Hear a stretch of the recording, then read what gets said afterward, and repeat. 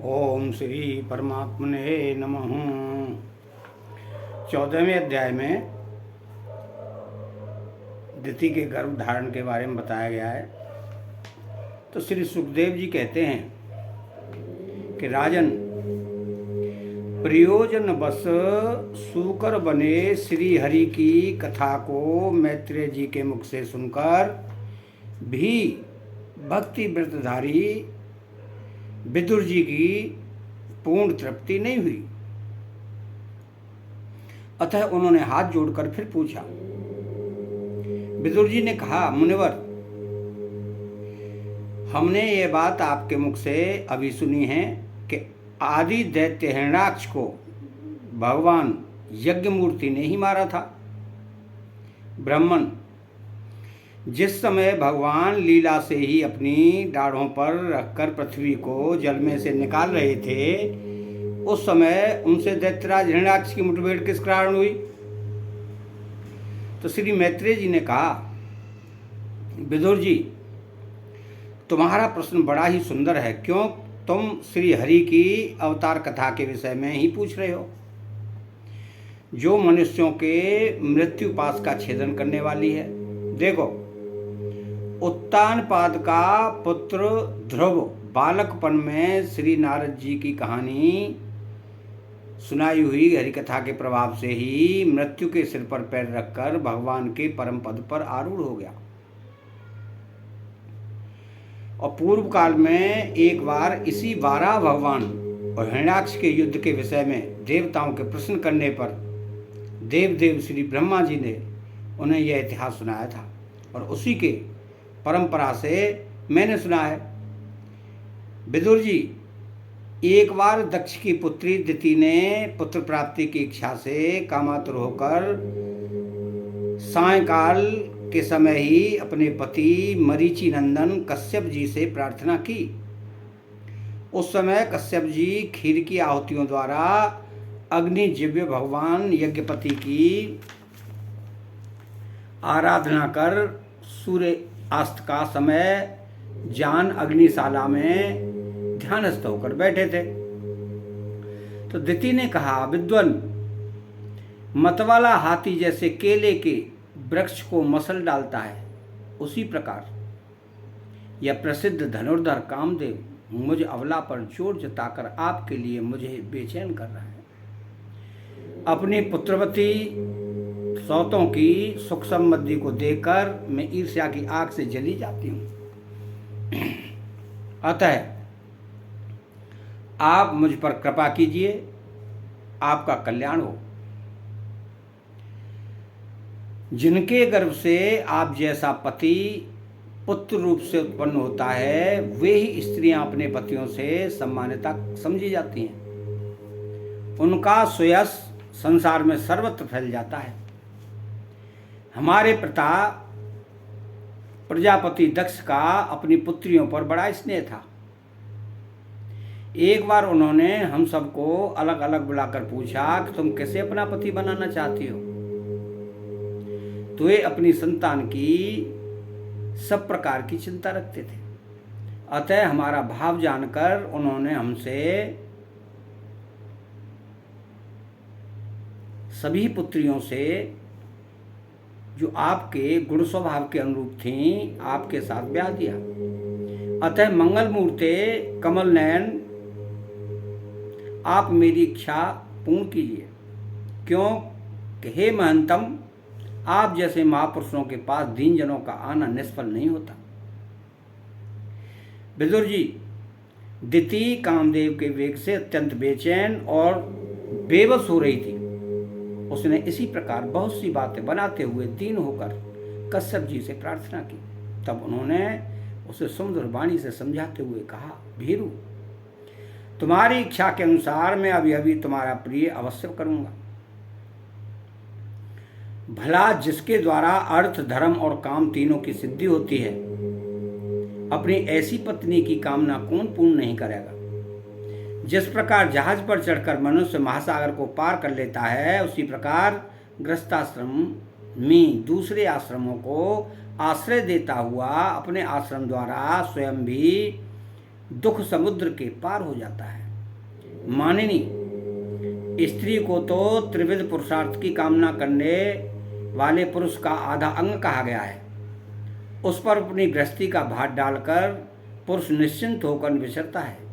इंद्रिय रूप शत्रु अन्य आश्रमों वाले लिए अत्यंत दुर्लभ हैं, किंतु जिस प्रकार किले का स्वामी सुगमता से ही लुटने वाले शत्रुओं को अपने अधीन कर लेता है, उसी प्रकार हम अपनी विवाहिता पत्नी का आश्रय लेकर इन इंद्रिय रूप शत्रुओं को सहज में ही जीत लेते हैं।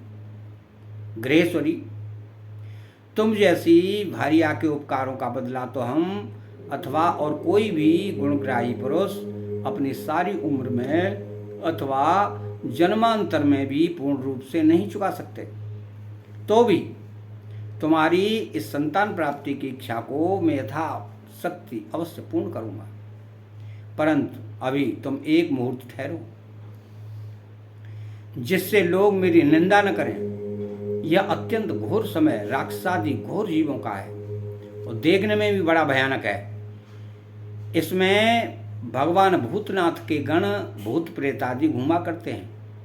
साध्वी, इस संध्या काल में भूत भावन भूपति भगवान शंकर अपने गण भूत आदि को साथ लिए बैल पर चढ़कर विचरा करते हैं,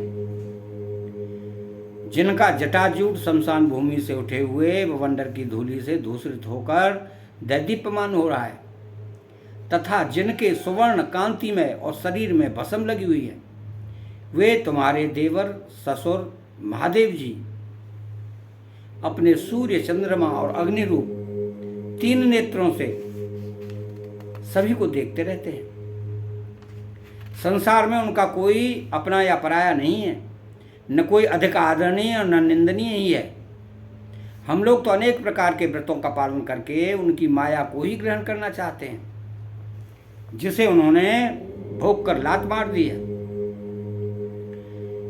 विवेकी पुरुष अविद्या के आवरण को हटाने की इच्छा से उनके निर्मल चरित्र का गान किया करते हैं। उनसे बढ़कर तो क्या, उनके समान भी कोई नहीं है, और उन तक केवल सत्पुरुषों की ही पहुंच है। यह सब होने पर भी वे स्वयं पिशाचों का आचरण करते हैं। यह नर शरीर कुत्तों का भोजन है। जो अविवेकी पुरुष आत्मा मानकर वस्त्र आभूषण माला और चंदन आदि से इसी को सजाते संवारते रहते हैं, वे अभागे ही आत्माराम भगवान शंकर के आचरण पर हंसते हैं। हम लोग तो क्या, ब्रह्मादि लोकपाल भी उन्हीं की बांधी हुई धर्म मर्यादा का पालन करते हैं। वे ही इस विश्व के अधिष्ठान हैं, तथा यह माया भी उन्हीं की आज्ञा का अनुसरण करने वाली है। ऐसे होकर भी वे प्रेतों का आचरण करते हैं। अहो, उन जगत व्याप्त प्रभु को यह अद्भुत लीला कुछ समझ में नहीं आती। मैत्रेय जी कहते हैं कि पति के इस प्रकार समझाने पर भी कामातुरादिति ने वेश्या के समान निर्लज्ज होकर महर्षि कश्यप जी का वस्त्र पकड़ लिया।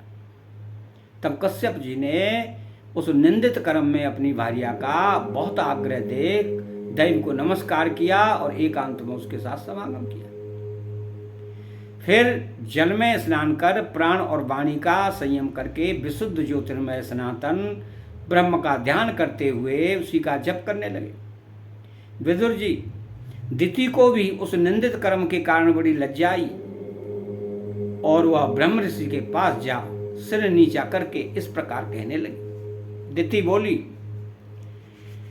कि ब्राह्मण, भगवान रुद्र भूतों के स्वामी हैं। मैंने उनका अपराध किया है, किंतु वे भूत श्रेष्ठ मेरे इस गर्व को नष्ट न करें। मैं भक्त वांछाकल्पतरु उग्र एवं रुद्र रूप महादेव को नमस्कार करती हूँ। वे सत्पुरुषों के लिए कल्याणकारी एवं दंड देने के भाव से रहते हैं, किंतु दुष्टों के लिए क्रोध मूर्ति दंडपाणी है। हम स्त्रियों पर तो व्याध भी दया करते हैं, फिर वे सती पति तो मेरे बहनोई और परम कृपालु हैं, अतः वे मुझ पर प्रसन्न हो। श्री मैत्रेय जी ने कहा, विदुर जी, प्रजापति कश्यप ने सायंकालीन संध्या वंदनादि कर्म से निवृत्त होने पर देखा कि दिति थर थर कांपती हुई अपनी संतान की लौकिक और पारलौकिक उन्नति के लिए प्रार्थना कर रही है। तब उन्होंने उससे कहा, कश्यप जी बोले कि तुम्हारा चित्त काम वासना से मलिन था, वह समय भी ठीक नहीं था और तुमने मेरी बात भी नहीं मानी तथा देवताओं की भी अवहेलना की। अमंगलमयी चंडी, तुम्हारी कोख से दो बड़े ही अमंगलमय और अधम पुत्र उत्पन्न होंगे। वे बार बार संपूर्ण लोक और लोकपालों को अपने अत्याचारों से रुलाएंगे। जब उनके हाथ से बहुत से निरपराध और दीन प्राणी मारे जाने लगेंगे, स्त्रियों पर अत्याचार होने लगेंगे और महात्माओं को क्षुब्ध किया जाने लगेगा, उस समय संपूर्ण लोगों की रक्षा करने वाले जो श्री जगदीश्वर कुपित होकर अवतार लेंगे और इंद्र जैसे पर्वतों का दमन करता है, उसी प्रकार उसका वध करेंगे। दिति ने कहा, प्रभो, यही मैं भी चाहती हूं कि यदि मेरे पुत्रों का वध हो तो वह साक्षात भगवान चक्रपाणी के हाथ से ही हो, कुपित ब्राह्मणों के शाप आदि से ना हो। जो जीव ब्राह्मणों के शाप से दग्ध अथवा प्राणियों को भय देने वाला होता है, वह किसी भी योनि में जाए उस पर नारकी जीव भी दया नहीं करते। कश्यप जी ने कहा, देवी, तुमने अपने किए पर शोक और पश्चाताप प्रकट किया है, तुम्हें शीघ्र ही उचित अनुचित का विचार भी हो गया तथा भगवान विष्णु, शिव और मेरे प्रति भी तुम्हारा बहुत आदर जान पड़ता है। इसलिए तुम्हारे एक पुत्र के 4 पुत्रों में से एक ऐसा होगा जिसका सत्पुरुष भी मान करेंगे और जिसके पवित्र यश को भक्तजन भगवान के गुणों के साथ गाएंगे। जिस प्रकार खोटे सोने को बार बार तपाकर शुद्ध किया जाता है, उसी प्रकार साधुजन उसके स्वभाव का अनुसरण करने के लिए निर्वैरता आदि उपायों से अपने अंतःकरण को शुद्ध करेंगे। जिनकी कृपा से उन्हीं का स्वरूप भूत यह जगत आनंदित होता है, वह स्वयं प्रकाश भगवान भी उसकी अनन्य भक्ति से संतुष्ट हो जाएंगे। दिति, वह बालक बड़ा ही भगवत भक्त, उदाहरण हृदय, प्रभावशाली और महान पुरुषों का भी पूज्य होगा तथा प्रौढ़ भक्ति भाव से विशुद्ध और भावान्वित हुए अंतःकरण में श्री भगवान को स्थापित करके देहाभिमान को त्याग देगा। वह विषयों में अनासक्त शीलवान गुणों का भंडार तथा दूसरों की समृद्धि में सुख और दुख में दुख मानने वाला होगा। उसका कोई शत्रु नहीं होगा तथा चंद्रमा जैसे ग्रीष्म ऋतु के ताप को हर लेता है, वैसे ही वह संसार के शोक को शांत करने वाला होगा। जो इस संसार के बाहर भीतर सब ओर विराजमान हैं, अपने भक्तों के इच्छानुसार समय समय पर मंगल विग्रह प्रकट करते हैं और लक्ष्मी रूप लावण्य मूर्ति ललना की भी शोभा बढ़ाते हैं तथा जिनका मुखमंडल झिलमिलाते हुए कुंडलों से सुशोभित है, उन परम पवित्र कमल नयन श्री हरि तुम्हारे पौत्र को प्रत्यक्ष दर्शन होगा। श्री मैत्रेय जी कहते हैं कि विदुर जी, दिति ने जब सुना कि मेरा पौत्र भगवान का भक्त होगा तो उसे बड़ा आनंद हुआ तथा यह जानकर कि मेरे पुत्र साक्षात श्री हरि के हाथ से मारे जाएंगे, उसे और भी अधिक उत्साह हुआ। अतः 14वां अध्याय यहीं समाप्त होता है। बेल आइकन को दबाएं, चैनल को सब्सक्राइब करें और श्री राधे कृष्णा लिखें।